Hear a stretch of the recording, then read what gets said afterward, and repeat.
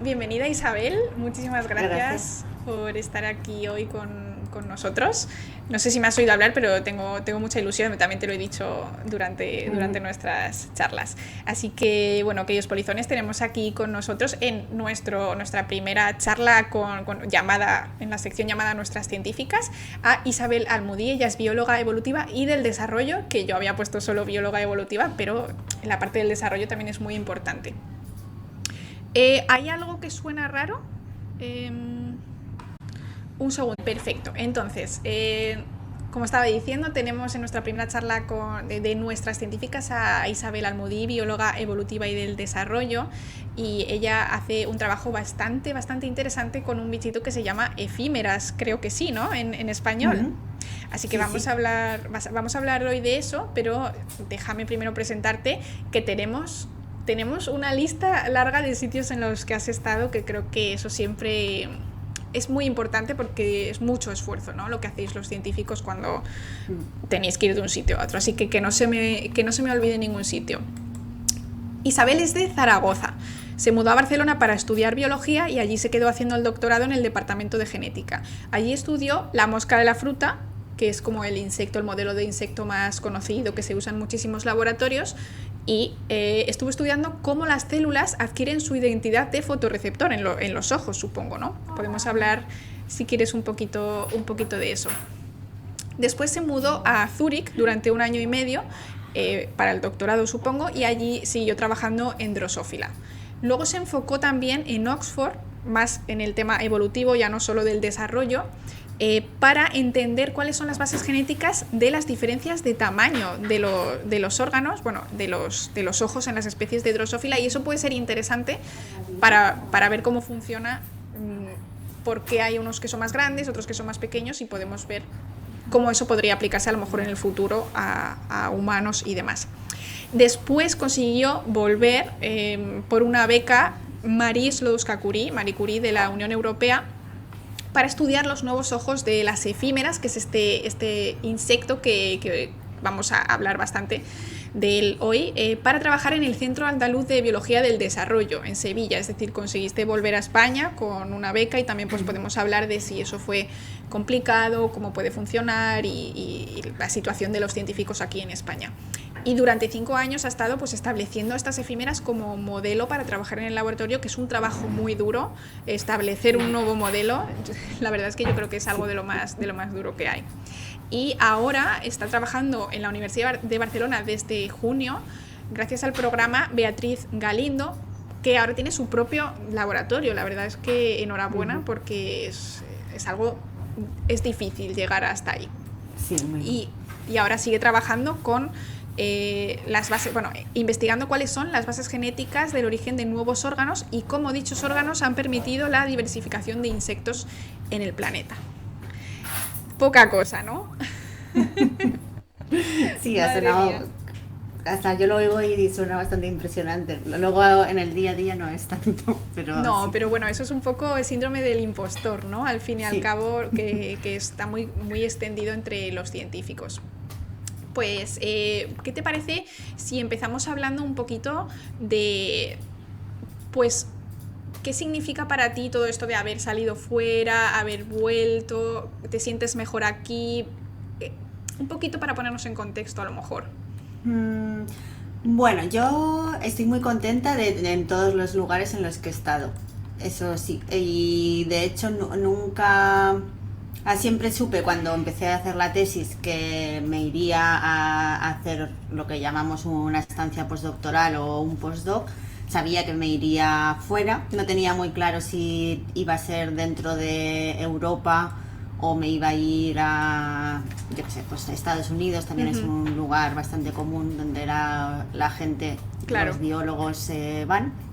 Pero bueno, al final me quedé en Europa, pero sí que tenía claro que necesitaba irme, porque creo que es una experiencia muy enriquecedora, sobre todo en ciencia, y no solo que era necesario, sino que a mí también me apetecía conocer cómo se hacía la ciencia en otros países.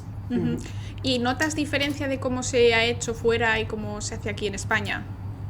Sí, o sea, no en términos de calidad. O sea, para mí la calidad de la ciencia en España es igual o incluso en algunas áreas mejor que en otros países.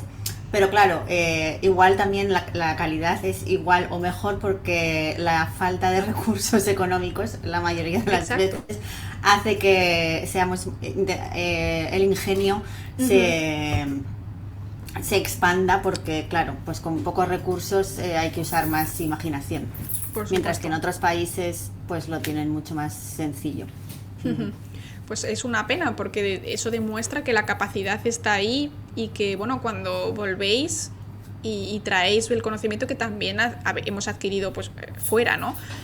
Pues lo traemos aquí, pero también estáis ahí luchando cada muy poquito tiempo para seguir teniendo financiación, no sabemos si se va a ampliar el contrato, ¿no? Esto también es una situación un poco estresante para vosotros. Yo creo que o sea, yo siempre recomiendo, o sea, yo para mí es la profesión más bonita del mundo, el ser bióloga y poder dedicarte a la investigación. O sea, yo creo que no lo cambiaría por nada, siempre y cuando pueda. Yo creo que ahora ya, gracias a la Beatriz Galindo, ya he conseguido una estabilidad, o sea, que ya puedo decir que posiblemente me voy a dedicar toda mi vida a esto. Pero es verdad que hasta hace un año a mí se me acababa el contrato en julio del año pasado y no sabía qué iba a ser de mí. O sea, me iba a tener que ir al paro y, bueno, después de 10 años en un laboratorio tampoco es que sepa hacer otras cosas. Exacto. Pero Bueno, sí, yo creo que lo peor es la inestabilidad, el no saber.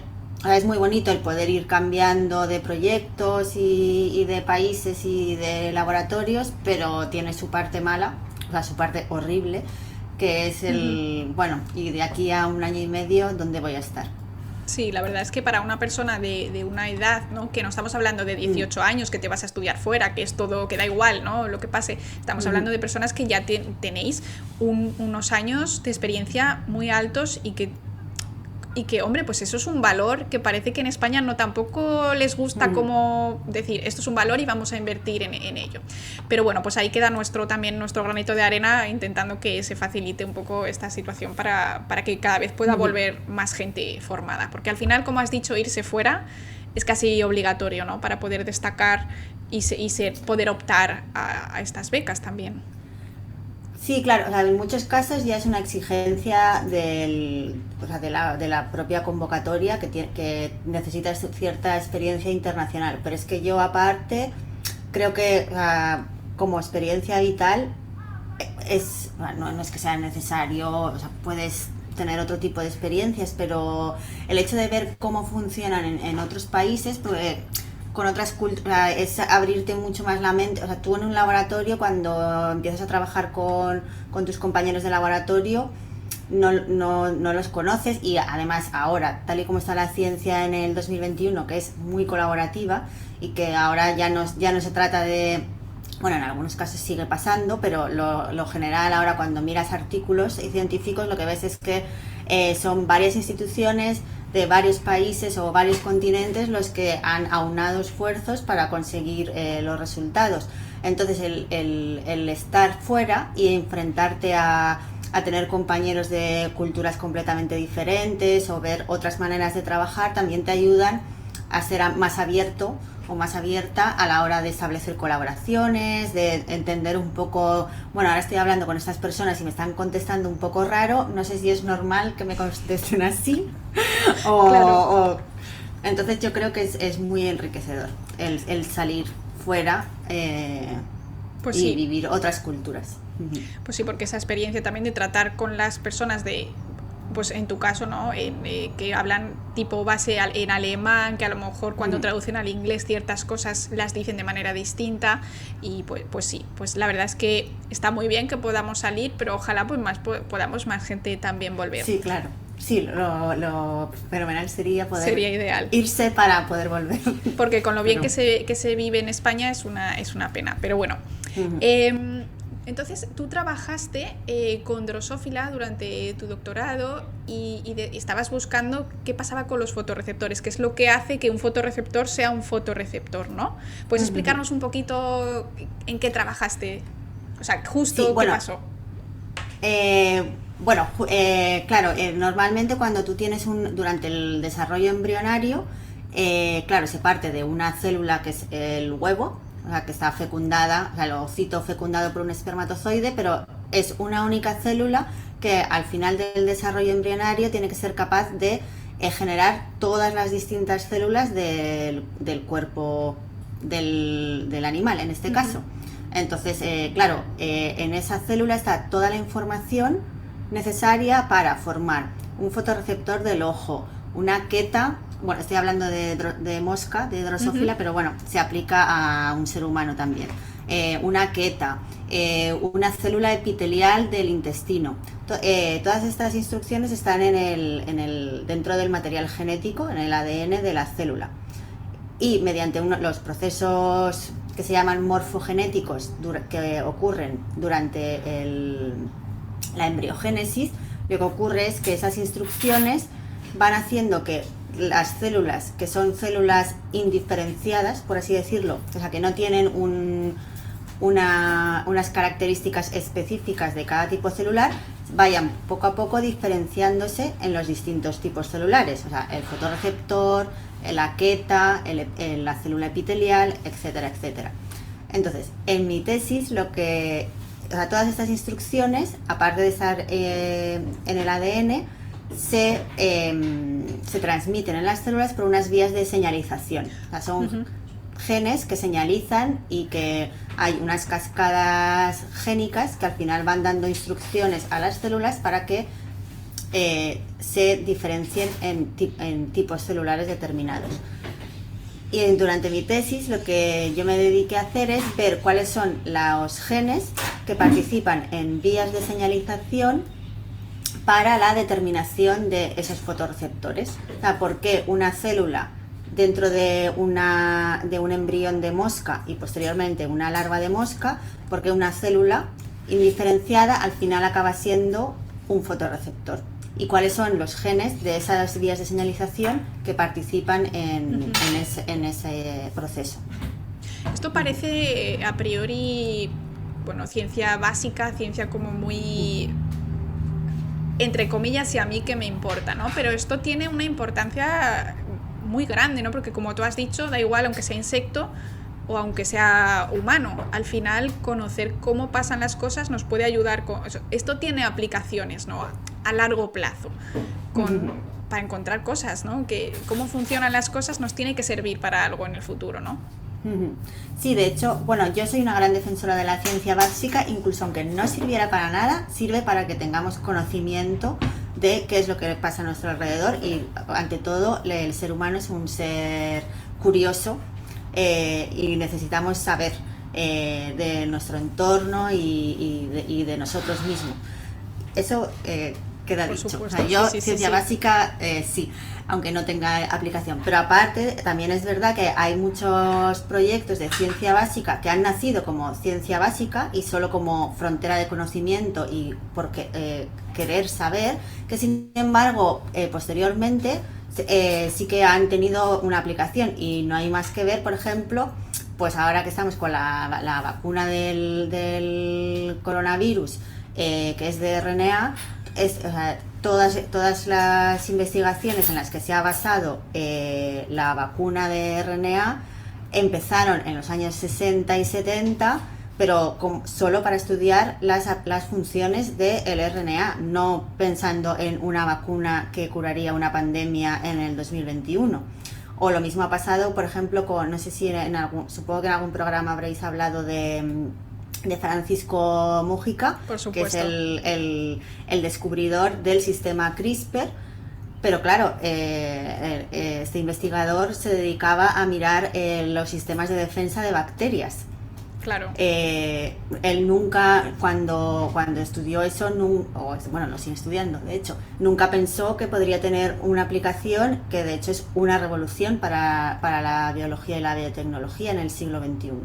Sí, la verdad es que es así. Sí. Y de hecho hay como una especie de idea que dice que en realidad la ciencia básica es la que a largo plazo más dinero devuelve, ¿no? Porque bueno, al final todo en esto es economía, en ciencia también, por desgracia, pero si solo hiciésemos ciencia aplicada nos quedaríamos en un momento dado sin ideas. Es la ciencia básica la que va metiendo pues nuevas posibles ideas. Yo también soy súper defensora de la ciencia básica, también es mi área, así que totalmente de acuerdo contigo. Genial, pues súper interesante. Ahí aprendiste cómo las células empiezan a diferenciarse y a ser lo que tienen que ser, porque no todas tienen que ser lo mismo. Estabas utilizando mosca y después empezaste a estudiar ya no solo que sean fotorreceptores, sino el tamaño de los órganos. ¿Y esto también es por vías de señalización o esto...? Sí, en realidad, claro, fue una continuación bastante lógica a mi tesis, pese a que era, en lugar de estudiar destino celular, que es como lo llamamos, era ya más crecimiento, pero también el crecimiento está controlado por vías de señalización, y en este caso una de las vías principales, hay más, de señalización es la vía de la insulina, que todos conocemos, la vía de la insulina, pues en mosca está conservada. O sea, que podemos estudiar elementos de la vía de la insulina estudiando la mosca de la fruta. De nuevo, claro, tenemos el modelo básico que nos simplifica todo para poder quitar pues cosas mucho más complejas y poder estudiar las bases pues, de la insulina, ¿no? Sí. Qué interesante. Y entonces esta vía es lo que determinaba cierto tamaño ocular en este caso. Bueno, en Zúrich no me centré solo en el ojo, sino que ya miraba órganos, bueno, el ojo también, o sea, pero la vía de la insulina actúa más sistémicamente en todo el organismo, así que directamente ya mirábamos la mosca entera. Cuando mutábamos algún gen de la vía de la insulina, lo que pasaba es que teníamos moscas mucho más pequeñas. Bueno, la mosca de la fruta ya es pequeña en sí, pues estas eran más pequeñas todavía.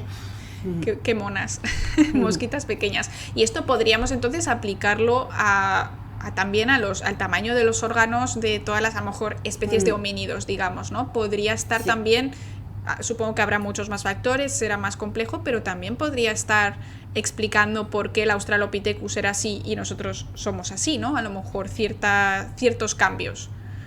Podría ser. Podría ser. O sea, pero vamos, que no sabemos.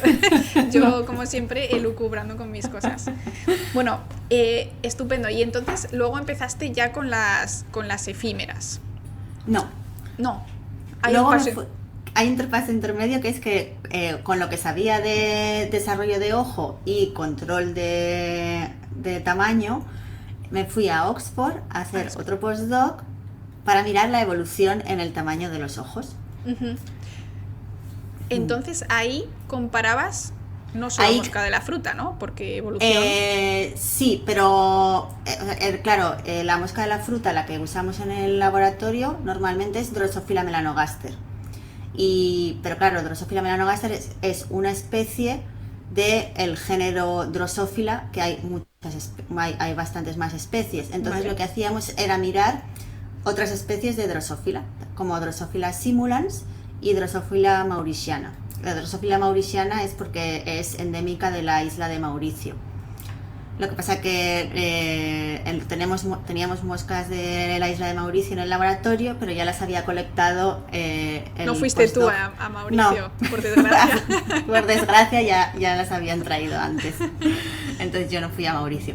Pero bueno, la cuestión es que las moscas, la Drosophila mauritiana, tiene los ojos más grandes que las otras, que tanto Melanogaster como Simulans. Tienen el ojo un poco más grande proporcionalmente al cuerpo. Entonces lo que queríamos ver era qué genes son los que han evolucionado, han sido modificados para hacer que Drosophila mauritiana tenga el ojo más grande que Drosophila simulans. Entonces, pues ahí puedes hacer también la típica, pues esta red evolutiva de demás. Interesante. Bueno, acaban de llegar un montón de personas de Maldita, que es un periódico también que hablan a veces de ciencia, así que bienvenidos. Estamos aquí con Isabel Almudí, que ella es bióloga evolutiva y del desarrollo, y estamos hablando de evolución de insectos, de moscas, vamos a hablar de efímeras, que es muy interesante, así que bienvenidos. Os dejan por ahí sus links para que podáis cotillear un poquito su web, que la tiene muy bonita, con un montón de imágenes chulas. Y me preguntan antes, dicen por aquí, bueno, es que Fontes, él es geólogo, dice que si antes estudiaba el ojo con elementos paleontológicos. Él dice, estoy pensando en los trilobites que tenían los ojos enormes. Entonces, supongo que también tu trabajo se puede... Has hablado de colaboraciones. También en algún momento dado, este tipo de estudios pueden mezclarse con, bueno, biología molecular, biología del desarrollo también, con paleontología. Y también tiene que hacerlo para que podamos entender todo esto. Sí, de hecho es muy interesante porque, claro, los trilobites, por ejemplo, ya tenían el ojo compuesto, que es, los insectos tienen, en lugar de tener el ojo como tenemos nosotros, tienen, para decirlo un poco simplificado, tienen como cientos de ojos en uno. Es lo que se llama el ojo compuesto. O sea, en lugar de tener una única lente, lo que tienen son cientos de lentes pequeñitas unidas en un único ojo, que se llama el ojo compuesto. Y se han encontrado fósiles de trilobites y de otros artrópodos ya extintos que tienen ya ojo compuesto. Interesante. Entonces incluso nos podemos ir mucho más atrás a otros grupos de insectos o de preinsectos o lo que sea, que también podemos relacionar. Entonces, bueno, ciencia básica, pero tampoco tan básica, tenemos que decirlo. Interesantísimo. Entonces, después ya sí que viniste a España después de meterte más en el tema evolución. O sea, tú primero era biología del desarrollo, centrado en las moscas, y ya te metiste ahí en el tema evolutivo en Oxford, y ya volviste a España a ser más, pues, lo que llamáis evodevo, ¿no? Sí. Que es biología evolutiva y del desarrollo, como lo diríamos en castellano.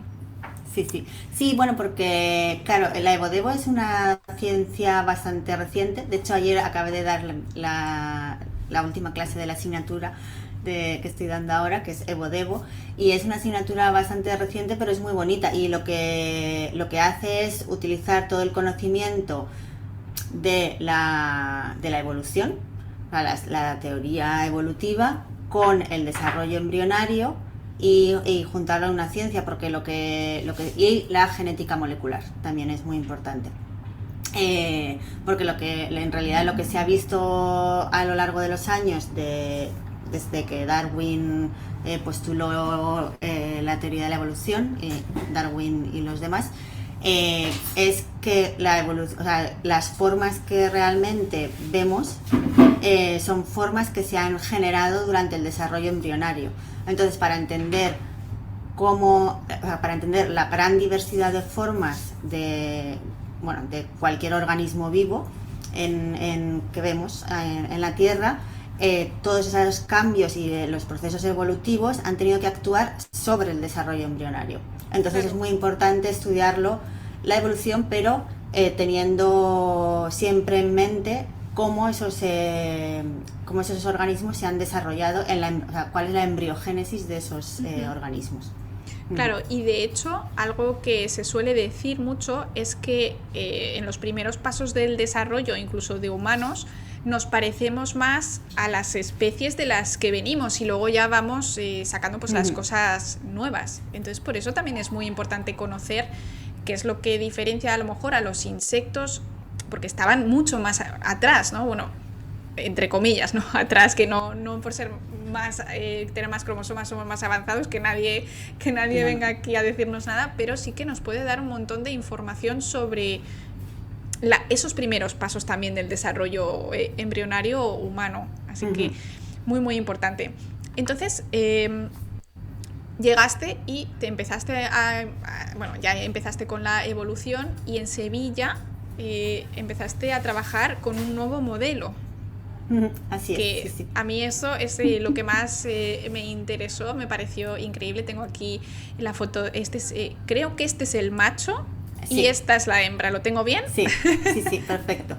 Háblanos de las efímeras y cómo estableciste este modelo. La verdad, esto me apasiona, me parece interesantísimo.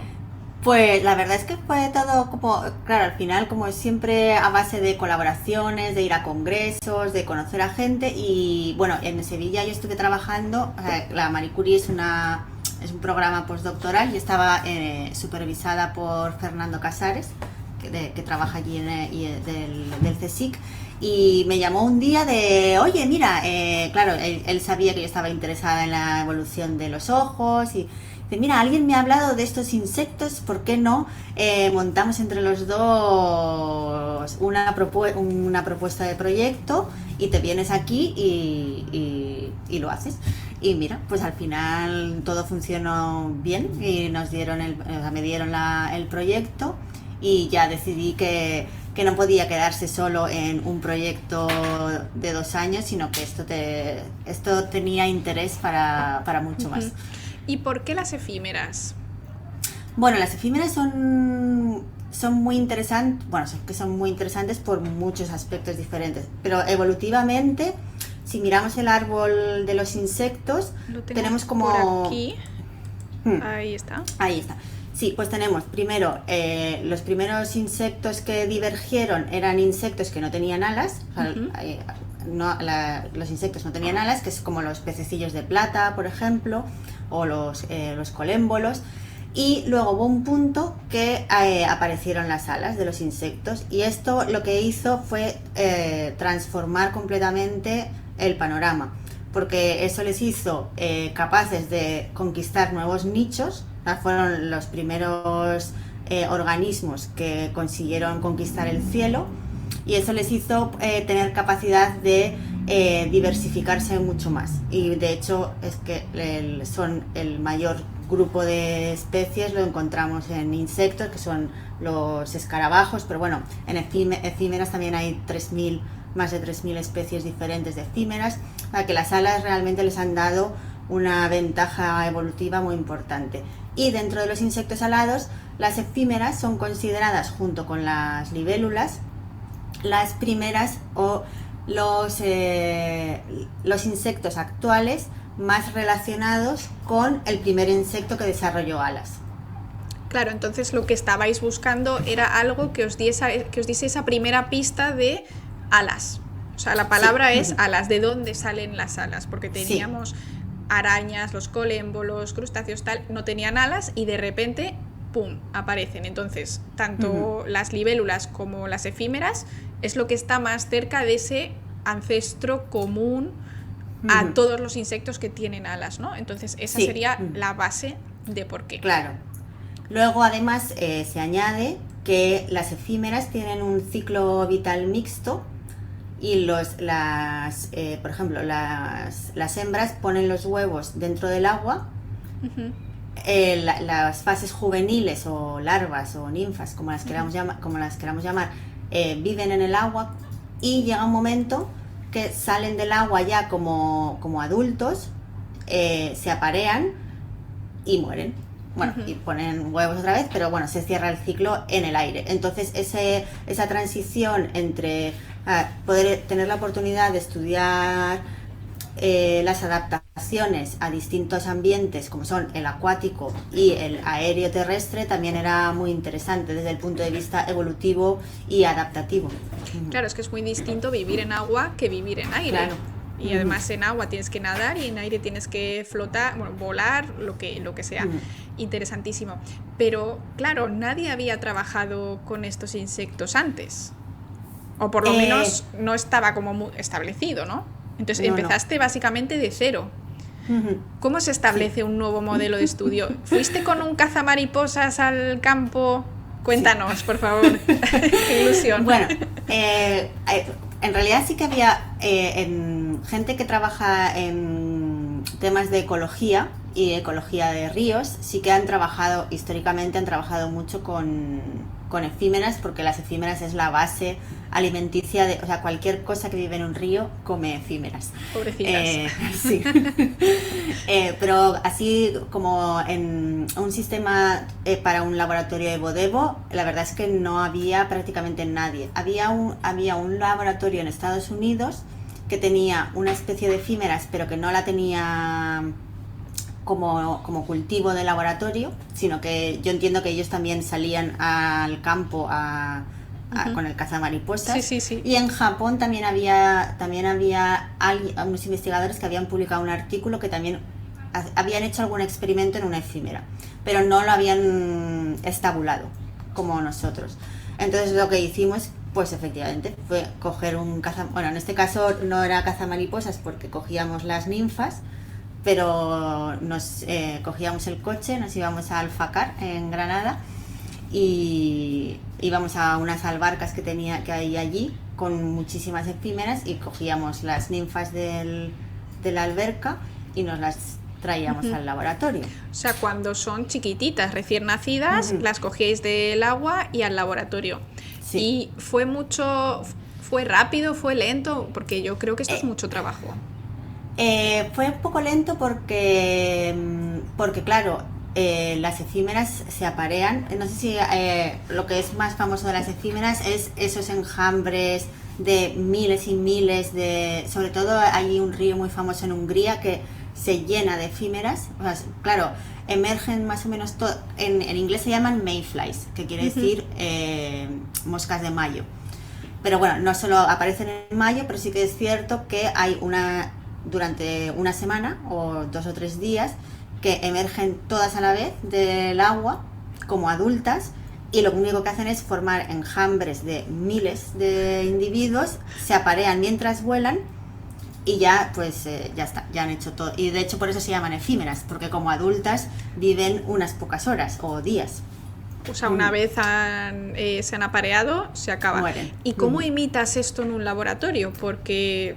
Claro, esto fue la parte más difícil de poner el cultivo porque teníamos, claro, unas de las personas ecólogas que conocíamos sí que nos dijeron, sí, es muy fácil. Y nos mandaron un artículo con unos dibujos de cómo se hacía, pero era, lo que hacemos es lo que llaman unas cópulas forzadas, que no es nada divertido, la verdad. Bueno, ahí, esto es una cúpula en la foto y parece que, bueno, es claro, como es una foto están muy quietos, pero en la vida real no están nada quietos, o sea, es una situación un poco violenta para los tres. ¿Ah, sí? Para ellos dos, sí, para mí, sí. Sí, porque a veces no se dejan muy bien, pero bueno, en el laboratorio me llamaban la mamporrera de efímeras, porque... Es un poco... Es lo que hay, sí. Y entonces eso sí que es un poco... Eso fue lo que más costó. El hecho de conseguir hacer la cópula, porque claro, teniendo solo un dibujo, era difícil de realmente ver cómo funcionaba, pero una vez lo ves, o sea, y funciona, dices, ¡wala! Esto es. O sea, todo lo que he hecho antes no sirve, pero bueno, hay que probar. Sí. Me dicen por aquí que mejor Celestina de efímeras. Bueno, sí. Suena mucho mejor. Es mucho más fino. Sí, muchas gracias. Ojalá lo hubiera sabido hace 6 años. Sí. Tengo un par de preguntas. Ahora seguimos avanzando en cómo establecer el modelo, pero me dice hasta qué punto tienes que conocerlas para poder presentarla como modelo de estudio. Y me dice, por ejemplo, ¿saben el número de neuronas que tienen? ¿O no es tan detallado? Bueno, es que en realidad no lo sabemos. Ojalá supiéramos el número de neuronas que tienen. Normalmente, en la actualidad ahora, para tener un modelo, en realidad lo que necesitas es que a la gente le interese trabajar con el modelo. Y para que a la gente le interese, pues es bastante importante. No es necesario. Hay muchos organismos que es imposible tenerlos en el laboratorio. Pero es cierto que tener un cultivo en el laboratorio facilita mucho las cosas porque no tienes limitación de individuos y además tienes todas las fases del ciclo. O sea, nosotros ahora podemos estudiar la embriogénesis porque tenemos los embriones en el laboratorio, pero si tuviéramos que ir a Granada a coger ninfas, nunca llegaríamos a saber cómo es la embriogénesis. Pero como ahora sí que las tenemos en el laboratorio, pero ya te digo, hay animales que es imposible, o sea, animales marinos que no puedes llevártelos al laboratorio y cerrar el ciclo vital.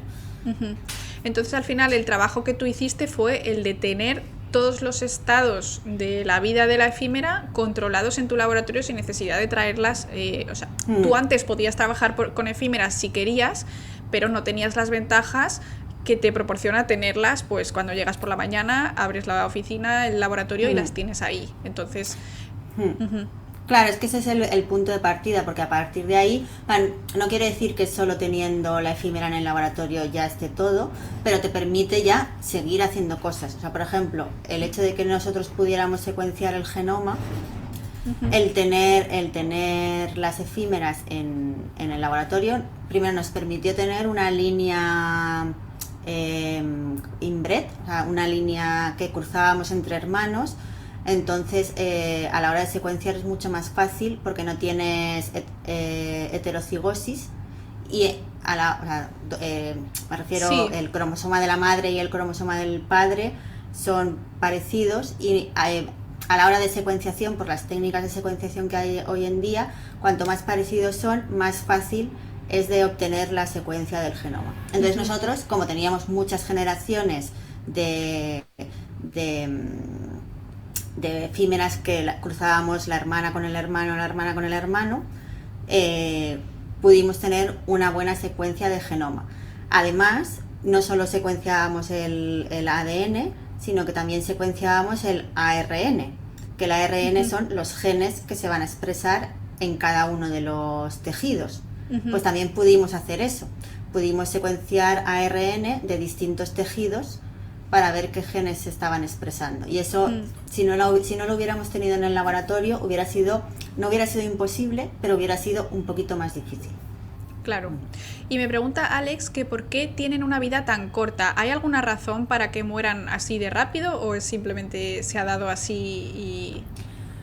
Bueno, les funciona. En realidad, no, claro, se llaman efímeras porque tienen una vida corta, pero tienen una vida corta como adultos, porque en el río, como juveniles, se pueden, o sea, la especie que tenemos en el laboratorio es relativamente rápida y en 40 días ya emerge al medio terrestre.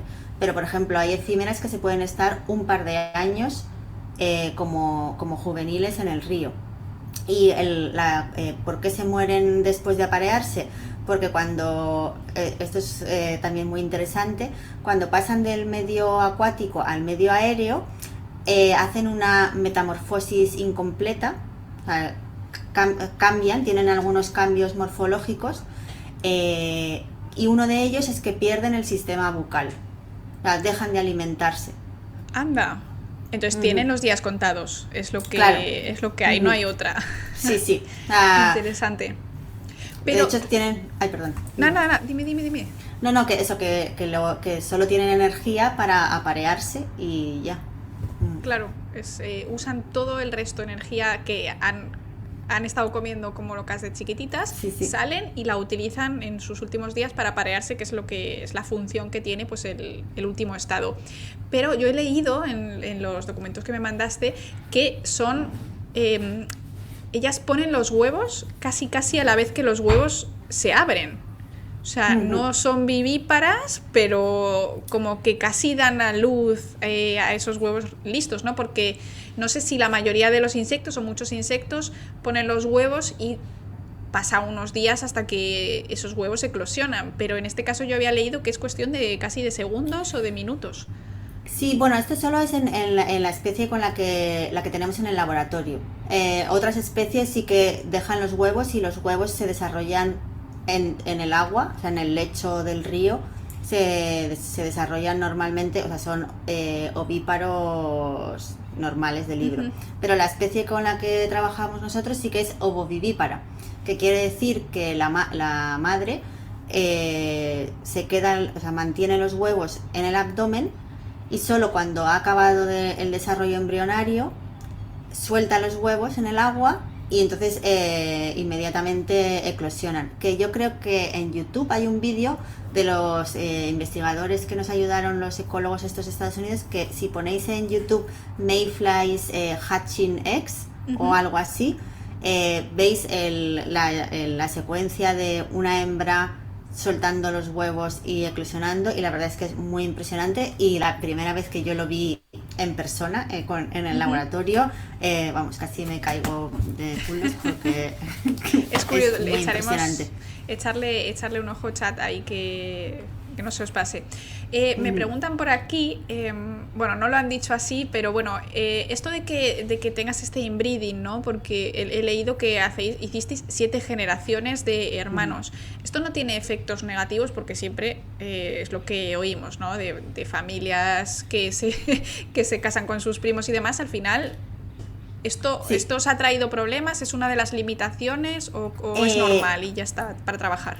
En nuestro caso no ha habido ningún problema, pero es cierto que alguna vez cuando he ido a algún congreso y he explicado eso, cómo montamos el cultivo y cómo conseguimos las líneas del inbreeding, la gente se sorprendía y me decía, y lo habéis conseguido, porque sí que es verdad que con muchos otros organismos, cuando son tan homocigóticos, cuando están muy entre hermanos, sí que el cultivo colapsa. Pasa en otras especies, pero nosotros tuvimos la suerte de que no nos pasó y hemos podido mantener las líneas lo más homocigotas posibles.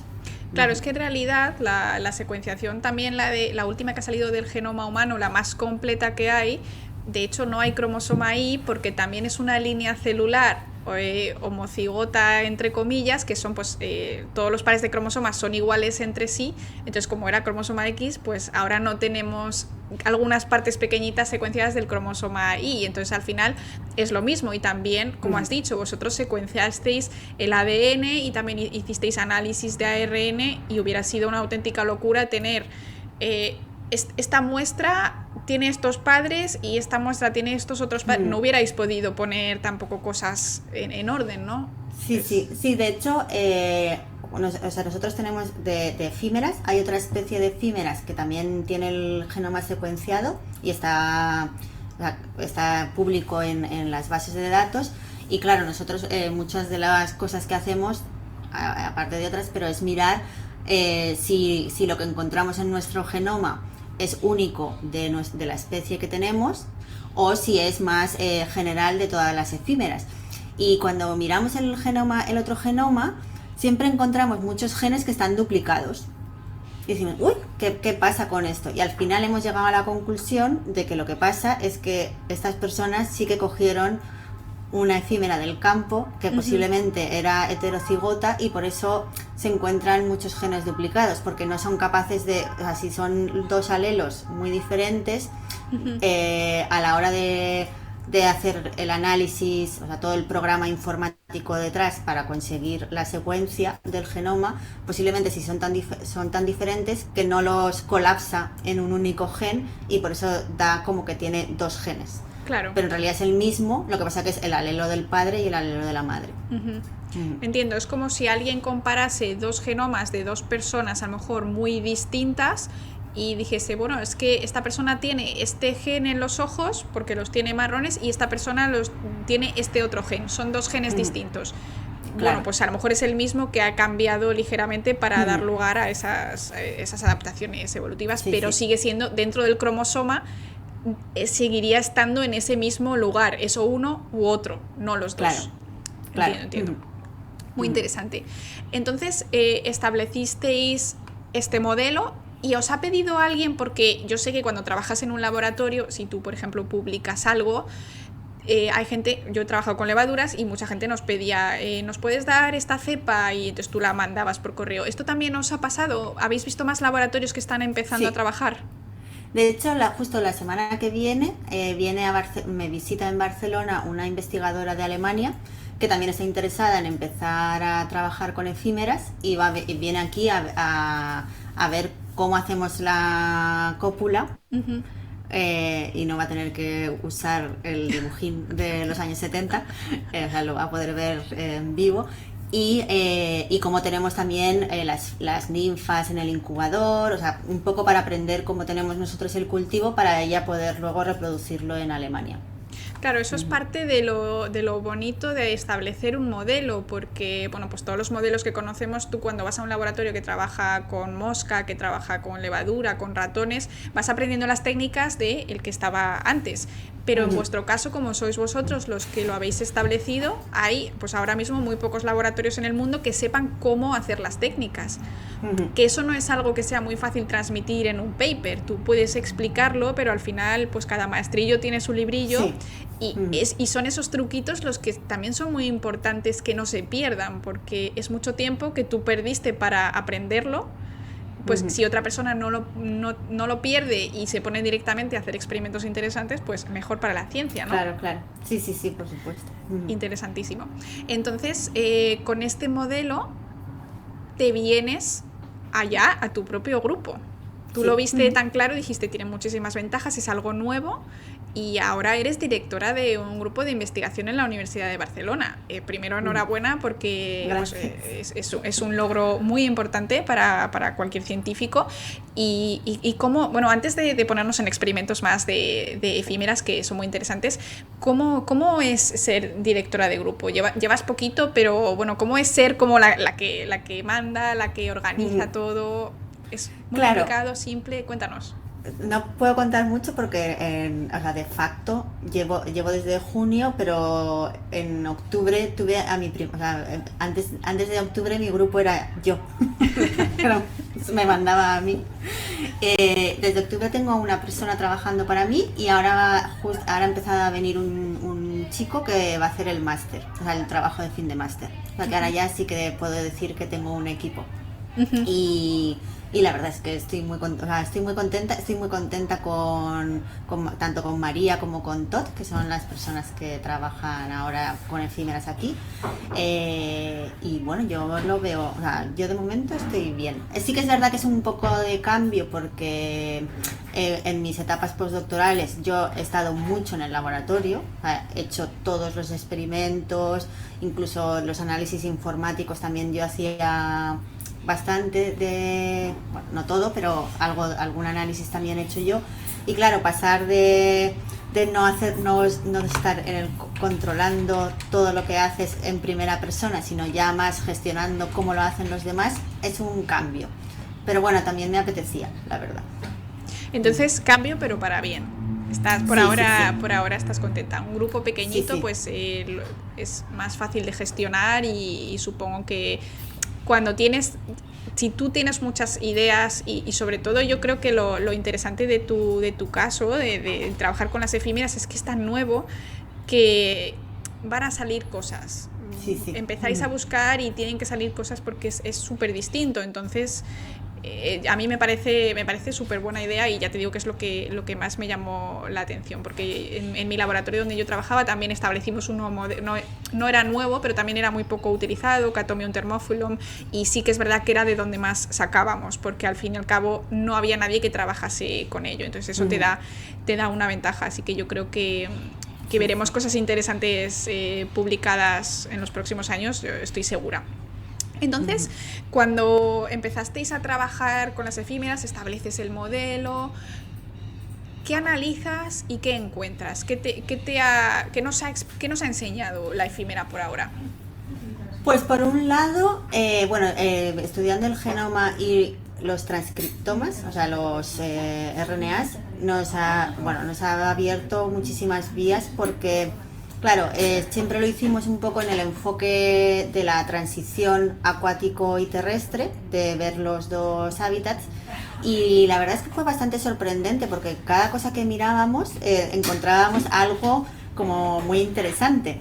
Por ejemplo, mirando las diferencias de los genes que se expresaban en la fase acuática con respecto a la fase terrestre, vimos que, por ejemplo, había muchísimos genes en la fase acuática que eran genes de detección de químicos o de olores, los chemoreceptors que se llaman, mientras que en la fase aérea casi todos los genes que se expresaban eran genes relacionados con la visión. O sea que ya la manera que tienen de percibir el exterior es completamente diferente, porque bueno, es un poco lo que decimos en el laboratorio, es que las ninfas huelen lo que pasa a su alrededor, mientras que las adultas ven lo que pasa, usan la visión. Qué interesante. Y claro, dentro de la visión, por ejemplo, también vimos que normalmente las moléculas responsables de la captación de la luz, que son las opsinas, las tenían muy duplicadas. O sea, tenían muchos genes diferentes de opsinas, que no es, así que hay ciertas duplicaciones, pero en Cleondipterum, o sea, en nuestra especie de efímeras, era exagerado. O sea, más que en moscas, por ejemplo. Sí. O sea, que los ojos para esta especie, para este tipo de insectos, es muchísimo más importante que para otros conocidos. Claro, y por ejemplo, había unas, que esto es algo que no he dicho antes, la especie con la que trabajamos pertenece a una familia, que es la familia de los bétidos, que los machos tienen un ojo extra, que en las fotos que hay en pantalla, esa especie de champiñones naranjas que tienen en la cabeza es un ojo. Bueno, de hecho, un par de ojos. Yo pensaba que es que los ojos eran distintos, es como que tiene extra, más que la hembra. Y a lo mejor eso es porque ellos buscan a la hembra. Claro, eso es lo que pensamos ahora. Eso es una cosa. Sentido. Sí. Y lo que vimos es que algunas de las opsinas estas, que eran duplicadas en efímeras, solo se expresan, o sea, solo están presentes en el ojo turbanado. El ojo extra de los machos se llama ojo turbanado porque tiene así como forma de turbante. Qué guay, interesantísimo. Entonces, ellas huelen, pero esos quimiorreceptores no los tendrán, o sea, ¿dónde huelen en el agua? Por ejemplo, cuando están dentro son ninfas, se expresan en no sé si tienen nariz, o sea, es que no sé si tienen antenas. Ah, vale. Entonces, ellos se expresan en las antenas y luego cambian y ya no tienen antenas cuando se convierten en... las antenas se reducen mucho en adultos. En uno de estos cambios morfológicos que ocurren, aparte de perder la boca, pierden las antenas, no las pierden, pero a lo mejor una antena en una ninfa es como un tercio de la longitud total de la ninfa, y en el adulto son muy cortitas.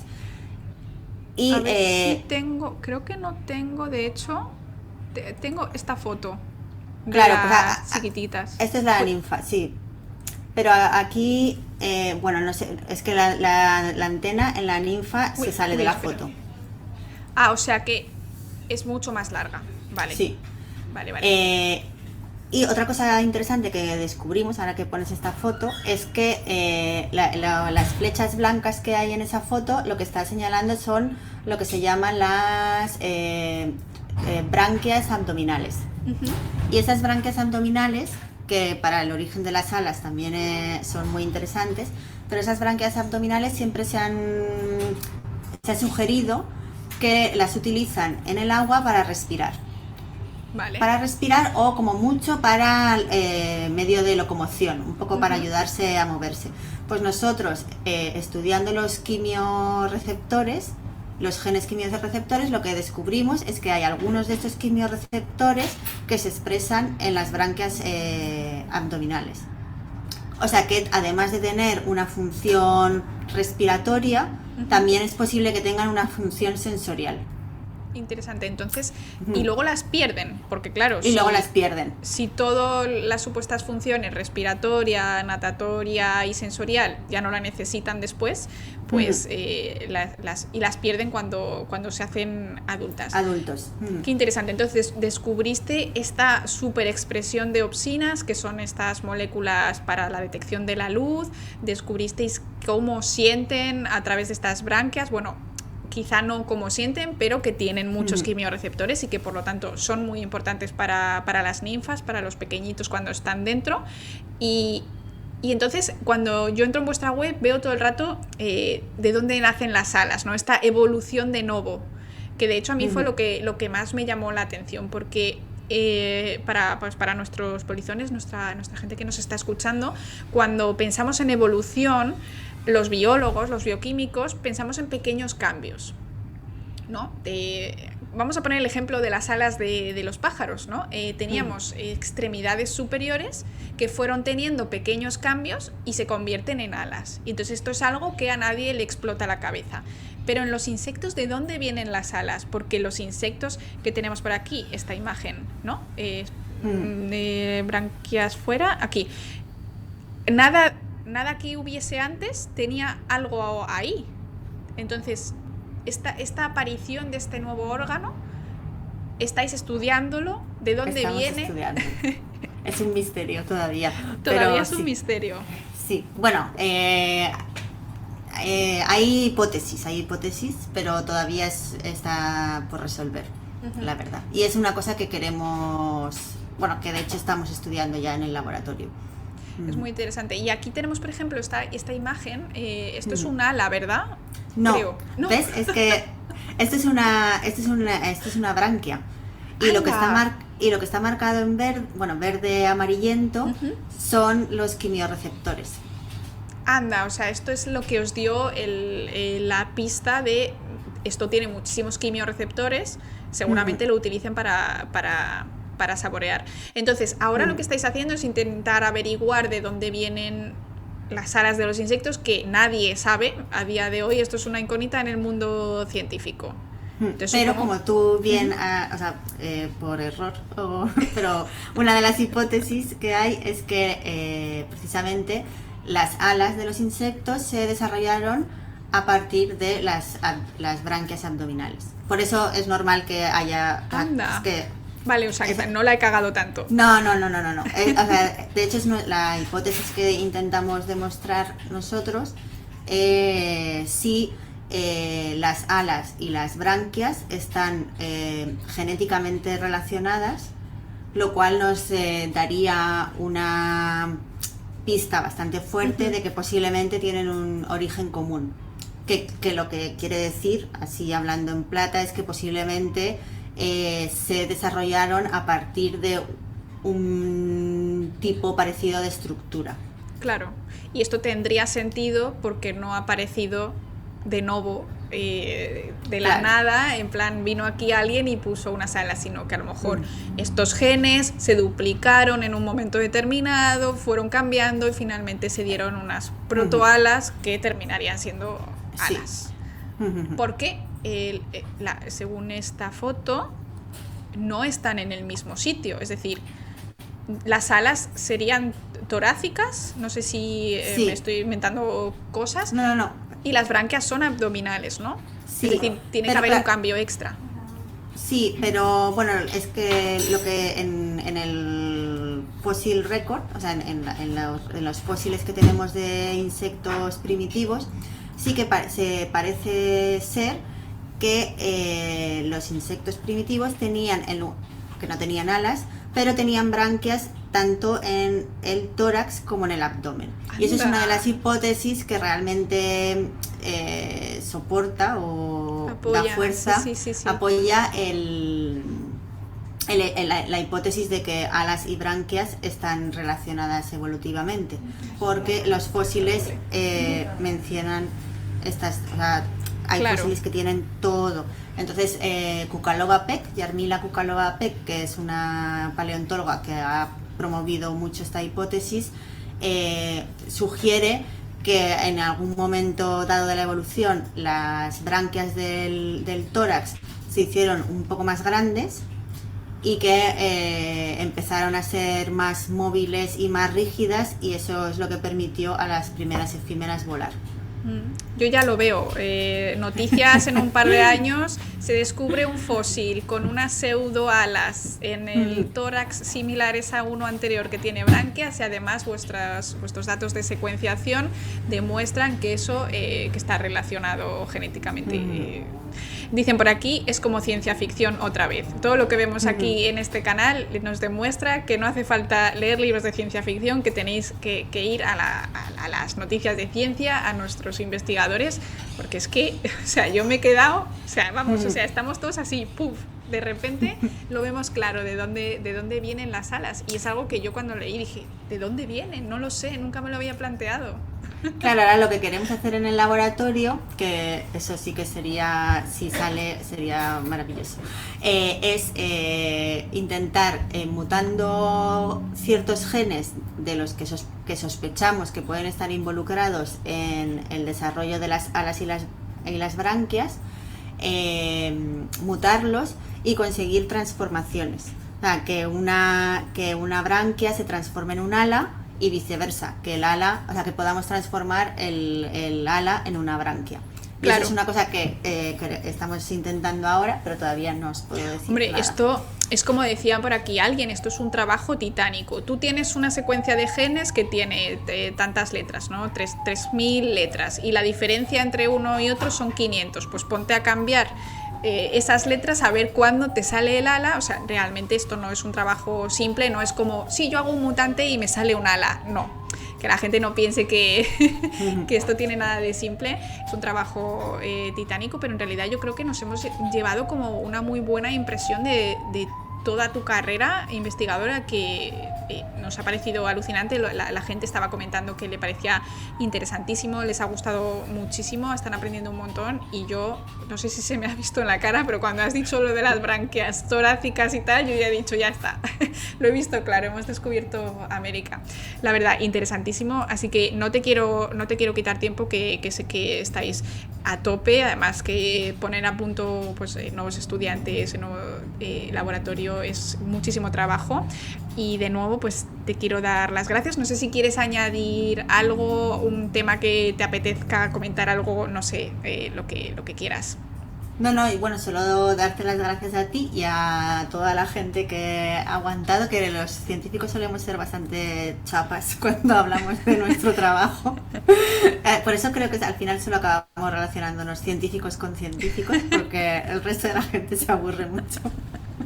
No, hombre, yo muchas creo gracias. que por los comentarios la gente está muy contenta. Somos bastantes, más de lo normal para estas horas, así que muchísimas gracias, Isabel. Yo encantada. De hecho, esta entrevista era algo más egoísta que divulgativo, porque desde el principio ya te lo dije que estaba vamos, encantada con esto. Así que muchísimas gracias, y bueno, te deseamos desde aquí lo mejor. Y que sigas publicando con tanto éxito como hasta ahora, y yo estaré pendiente, y pues ya sabes, aquí comentamos noticias, así que algún día comentaré alguna tuya, seguro, pronto, estoy segura de eso. Vale, pues muchísimas gracias a vosotros. Un saludo, Isabel, nos vemos Venga. pronto, hasta Vale, luego. hasta luego. Adiós.